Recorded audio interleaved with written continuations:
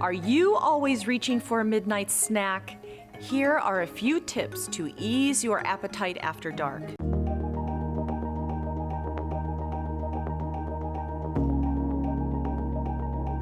First, take a look at what you're eating during the day. You might not be getting enough calories, or you might be loading up on empty calories.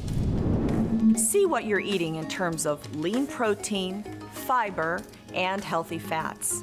Be sure to eat 3 moderate meals and 2 protein and fiber-rich snacks during the day. That should keep you from feeling so hungry when you're home at night.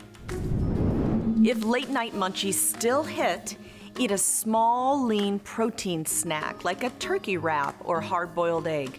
You can also go for a healthy starch like whole wheat toast with peanut butter or a small baked potato with a sprinkling of Parmesan. These starchy foods encourage your body to produce sleep-inducing serotonin, so you'll be more than ready to snooze when you turn in for the night.